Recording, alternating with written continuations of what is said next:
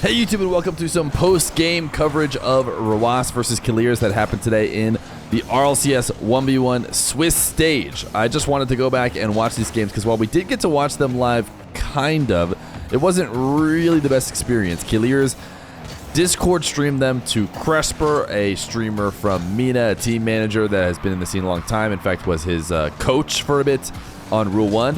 He streamed them, and then we watch partied them, and I don't know if you've ever seen a situation like that before, but it's not great. So this is my first time watching the games in HD. I do know how they go, but I figured it'd be worthwhile going back, watching the games from both these guys' POV with a little bit more quality and using this nice little barrel overlay, which works on replays. I gotta try and figure out how to get mine to work on replays. Since the guy who made this one made mine, I'm sure you can figure it out.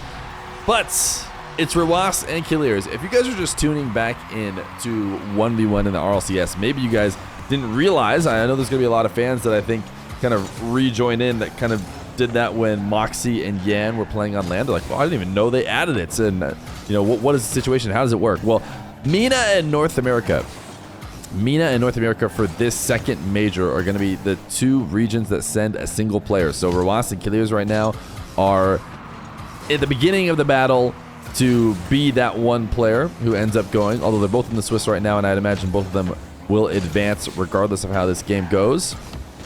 That is their goal. They are trying to be the representative for Mina in North America when they play at Raleigh. Now, North America is also running a tournament at the same time. We'll be covering some of that as well. They're going to be sending one player. Those two will meet in Raleigh. Winner advances to Worlds. Moxie is already there. So it would be very poetic to see Rw9 versus Moxie as the first grand final in the RLCS World Championships, but it's not necessarily going to be, you know, the most likely result because we have some good players out of North America and some other good players in Mina, as the replay is going to bug a little bit here. Rw9 is arguably not even the favorite to come out of the Middle East right now, but we're gonna watch him versus his twin brother Kiileerrz. They both play for the Falcons right now, and they've played each other a few times before. It's not super rare. Rw9 has always been the bigger 1v1 main and the guy who's spent time as the best 1v1 player in the world. Kiileerrz has never done that, but he has been no slouch in 1v1. He's competed in the 1v1 World Cup and played for KSA's B team because KSA had two teams. I think USA had two teams, and beat the USA A team alongside Dark and at least one other teammate. I'm trying to remember who was the last teammates for KSA B. It doesn't necessarily matter. The point is that Kiileerrz can absolutely hang, even though he's had a tough time against Rw9.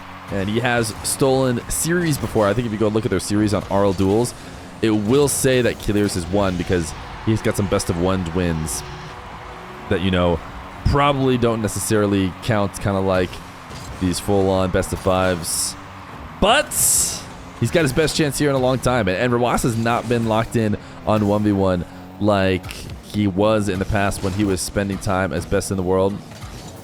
When he was winning tournaments, he has never won the elusive salt mine, something that I think you almost have to have as a way to flex that you were the best 1v1er in the world. And nice reset shot from Rw9.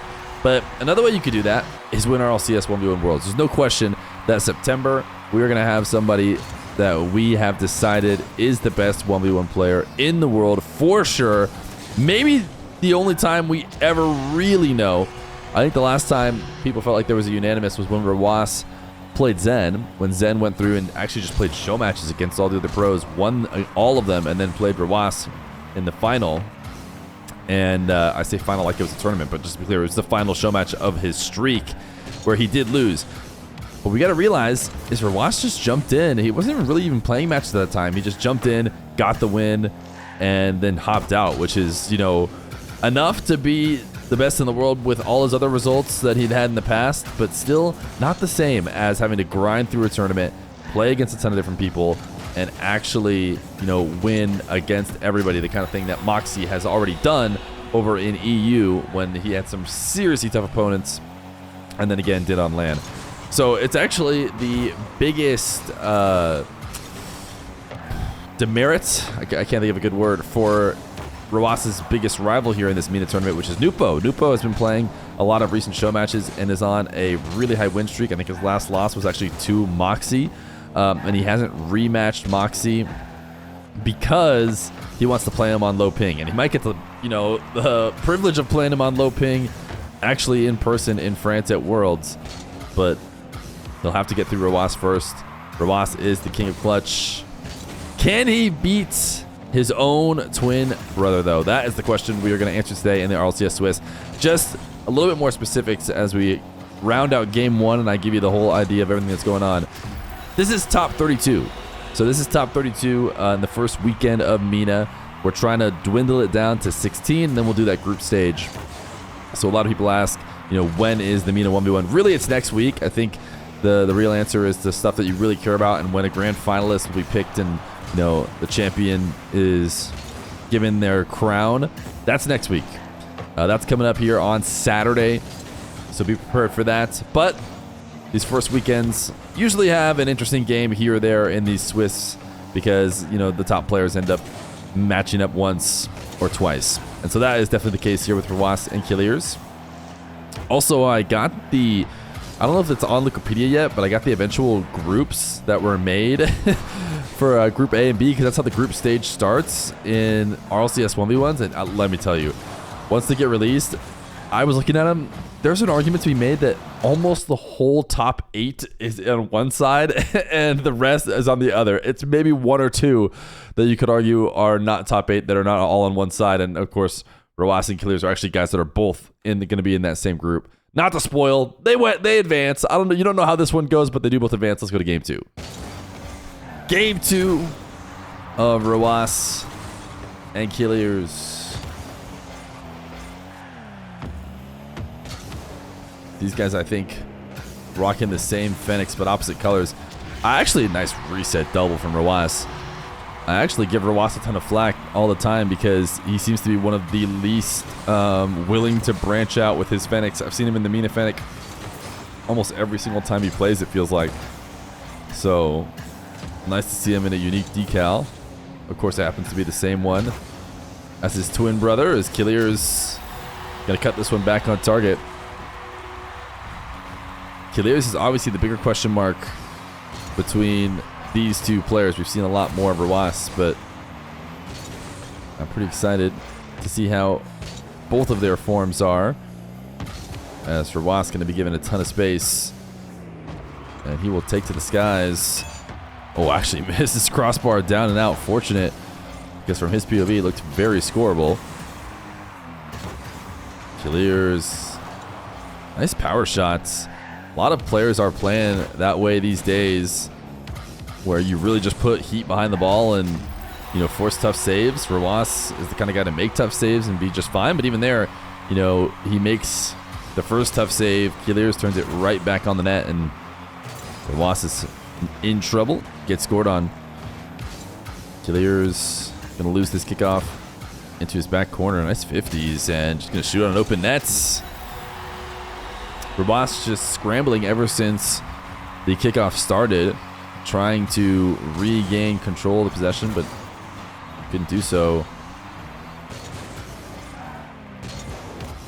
Kiileerrz definitely losing this kickoff and not able to read where Rw9 is going to go. A few different options from Rw9 there. Kiileerrz can't pre-jump and pick one too early. Make it far too easy, so he waited for a moment to kind of see how Rw9's aerial was setting up. But even then, it's too little too late. Rw9 bumped off. 0 boost. I wouldn't have been too surprised if he tried to clear this ball away, but he is just going to play a ground dribble. Kiileerrz allowing him to get all the way to net on 0 boost. Means he's going to be able to reset on 100, and that is a nothing burger. Oh, not a great first touch from Kiileerrz when he had a chance to really punish Rw9 for a bad offensive take. Kiileerrz taking on the DS challenge from his back wall and put it strong enough on the nets. Rw9. This will be a good sign. How are these guys going to defend against a back wall air dribble? There's a really strong chance they're going to have to be playing Diaz if they end up playing him on the major. But a lot of people have been saying, how do I think the various games are going to go. Who do I think is going to win? A lot of people are just saying, who do you think is going to win, Nupo or Rw9? Because it feels like those guys take the majority of the pie chart in terms of percent chance to win. That's a great save from Kiileerrz, just jumping onto the side wall to prepare for the follow-up, hoping that he's not going to go to the other side. I think if he doesn't do that, he's still not getting there. So, not a big deal. It's not like that was the big mistake they got him scored on. But I think I'm going to go with slightly in favor of Nupo based on their recent form. Seems like Nupo's been playing a little bit more. Has looked really, really strong. Rw9 just has that kind of legacy clutch factor. Apparently they've been playing, you know, kind of scrims here and there against each other, whether it's a few ranked games in a row or private lobbies while someone's streaming, and it sounds like it's gone pretty even between them. So I'm not sure I necessarily want to pick either one of Nupo or Rw9, but if you absolutely... see, here's the thing. In the middle of just talking about it, first I'm like, yeah, probably Nupo. He seemed pretty strong. And now I'm already convincing myself, I don't know, man. Rw9, when it comes down to it in these tournament settings, seems to figure it out.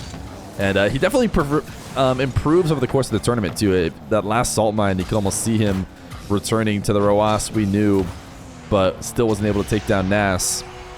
Maybe he does that again.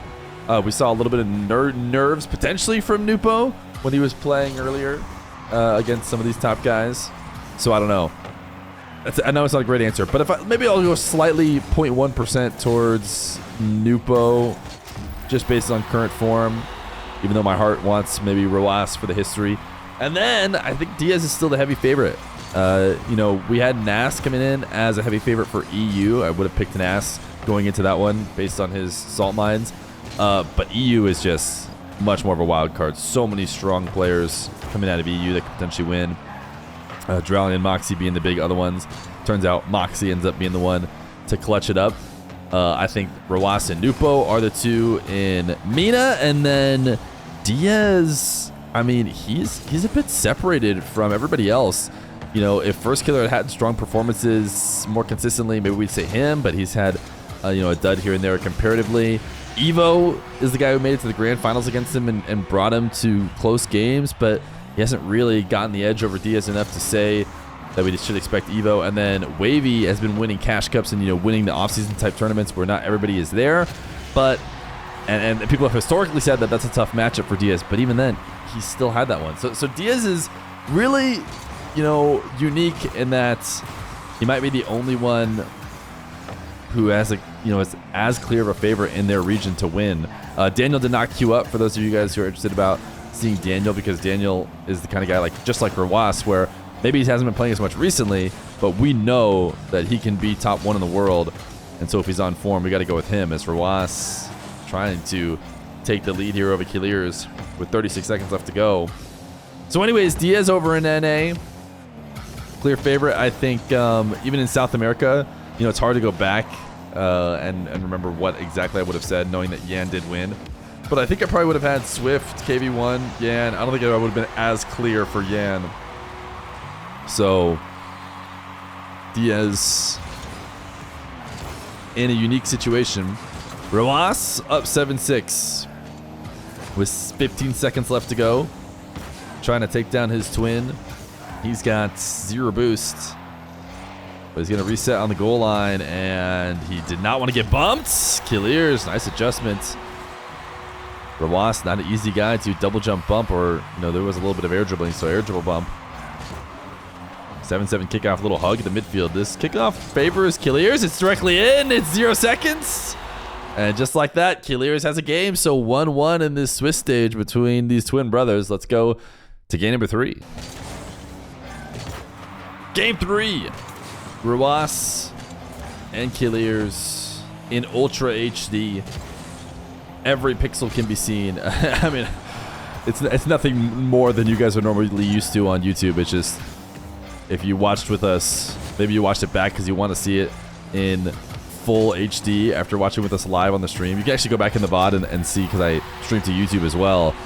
It wasn't great. It wasn't great. We were watching a frame every few seconds and a pixel or 2 on the screen. So now everything is looking much, much better in comparison.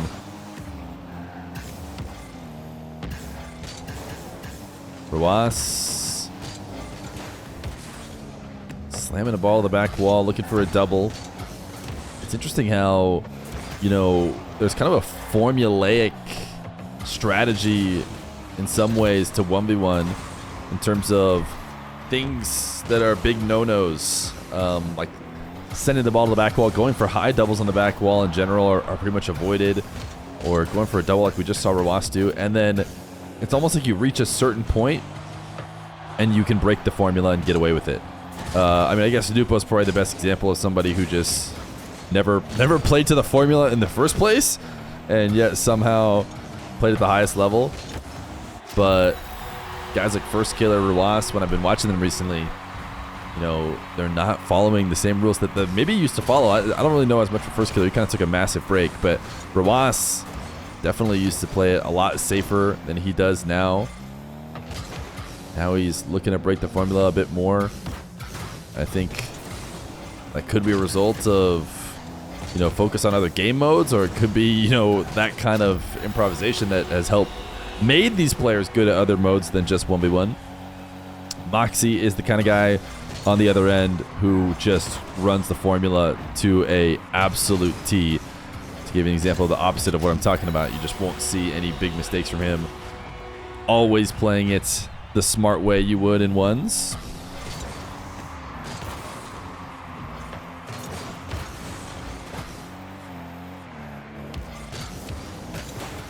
Rw9 up 3-1 early in this game number 3. Rw9 not streaming his POV. Neither was Kiileerrz. Fortunately, Nupo was streaming.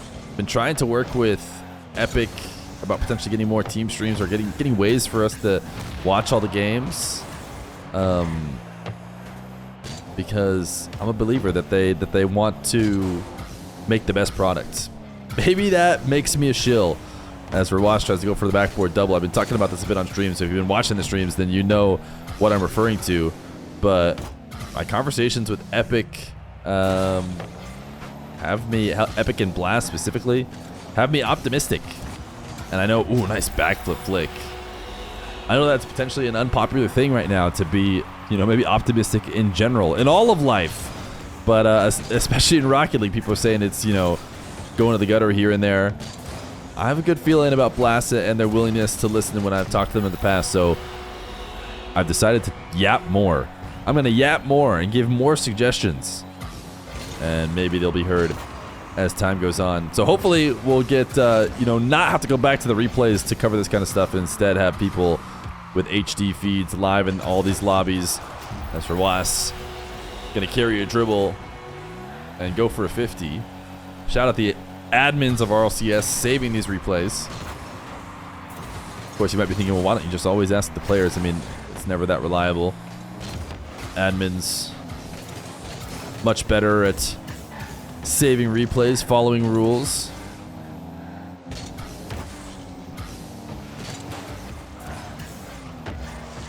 Rw9 has got Kiileerrz completely starved.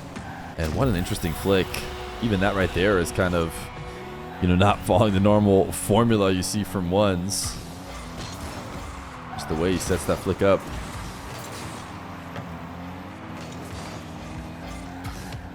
Rw9 staying on ball here.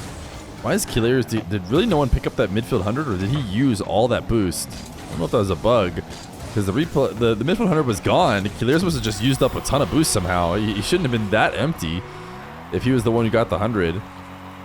But Kiileerrz gonna make it 7-2 in this game number 3. Trying to show who is the better 1v1er. There was a lot of chatter about this when we watched it live. Of course, whenever they play each other, I think it comes up. Who is the older brother? Is it Kiileerrz or Rw9? The answer, Kiileerrz. Kiileerrz is apparently slightly older than Rw9. And based on how young prodigies work, no wonder. No wonder Rw9 has a slight edge in 1v1. That's how it's always been. Kiileerrz minutes older than Rw9, therefore he's Unk. Rw9 trying to body him off right now. Got him on low boost, starving. Testing his defensive abilities by just power shooting there. Kiileerrz passes the test, picks up 100, and was hoping to end Rw9's possession, but Rw9 going through the ropes of suffocating. Rw9 loves a good test and follow, and here he tests Kiileerrz and just doubles him in.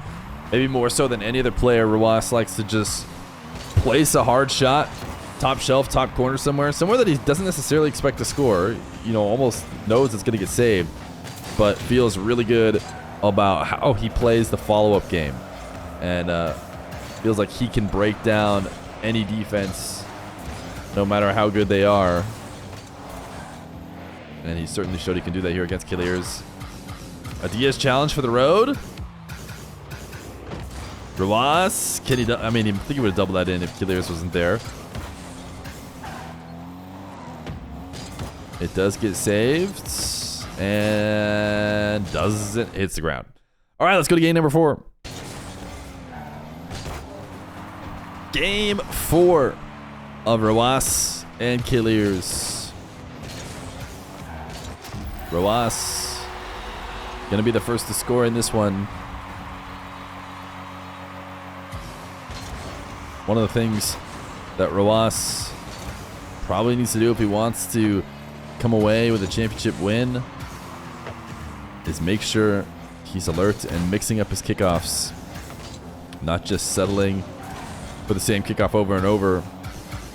It's actually one of the big problems if you go back and watch the Nupo games. Who knows which of the Nupo games will be posting throughout the weekend or whatever, but one thing is clear. While he's getting wins, he is not controlling kickoffs, and that is scary for when his midfield play, you know, can no longer carry everything for him. Rw9 is also the kind of guy who's not necessarily going to let you convert. Even when you do win your kickoffs, you get a pretty good advantage. Rw9 may just stop you on the goal line anyways, so you certainly can't afford to give up kickoff goals the other way.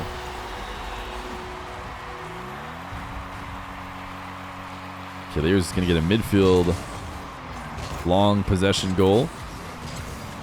As for Rw9, I think was maybe going for a wave dash there, but got popped up too high. Either way, he gets sidewall possession. Wow, nice ground pinch type shots. Kiileerrz still makes the save and is now trying to go back the other way. If he had a lower bounce, might have been better off, but after not connecting on the shot, that ball is bouncing on its own already above the net, which doesn't allow him to really slow play and kind of threaten two things.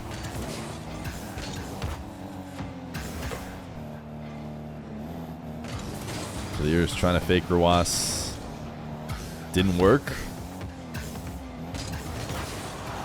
Kiileerrz's defense has been strong. Rw9 is known as the defender since Kiileerrz is upfield on the Falcons, striking a bit more often, but he's been able to handle some pretty tough attempts here.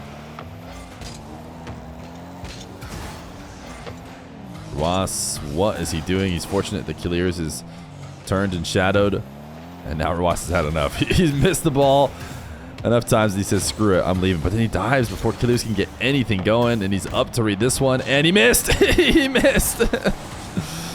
He missed. What is he doing missing? Kiileerrz is still not in the best spot, though. Seems like a eventual Rw9 goal is inevitable. Double reset, 50. Great job by Rw9 to go slow, bring the ball away from the back wall low, and pull away from it, such that Kiileerrz has a really awkward challenge. And then once he gets there, he's just sending it right into Rw9 and can't really work it out.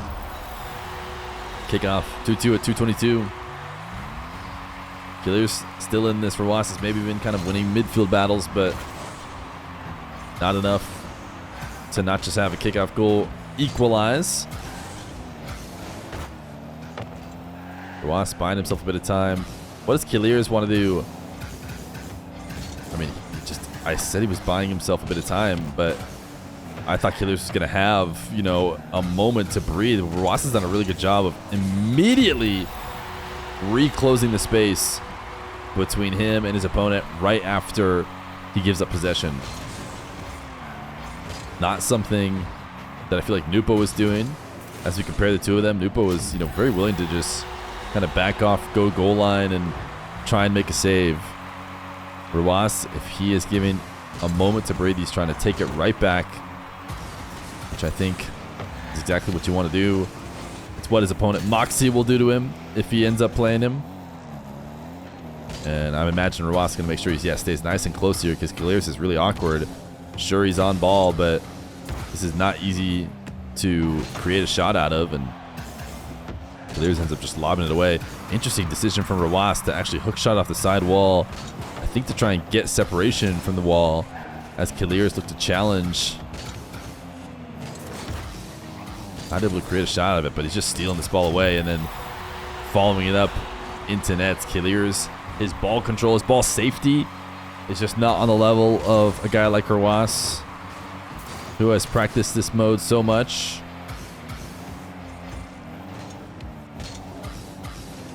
Rw9 flipping the ball out and then getting the reset later in his attempt to score it. Kiileerrz, I don't know if he needs a demo or something. I don't love the way he handled this one. It feels like it's eventually going to be Rw9's. And he let it happen as well, instead of trying to be a bit more aggressive. Rw9 falling from the ceiling in order to stop any sort of back wall dribble. So Kiileerrz will switch to the other side. Far from the net. The wave dash shot is red, dude. Those are so hard to save, but Rw9 makes it look simple. He does know it's coming because Kiileerrz has no choice. The fake isn't really threatening since the ball is just going to slam into the back wall. This is a great read. He just read the early challenge, knew that Kiileerrz was going to respawn and go, and then instead of taking a slow wall to air dribble like you see so often, able to improvise and just pinch it up. Follow up to make it 5-3.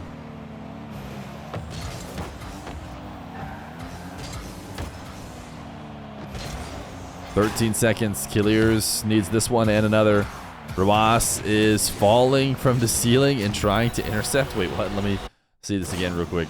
Rw9 picked up the 100. Oh, he just thought an air dribble. He thought maybe Kiileerrz was going to get a first touch air dribble. And so he defended from super high. 6 seconds. Diagonal kickoff could be really volatile for Kiileerrz. What is he going to do? What is Rw9's secure kickoff? It's a wave dash, or it's a hopeful wave dash. I still don't know if he's hitting the actual dash.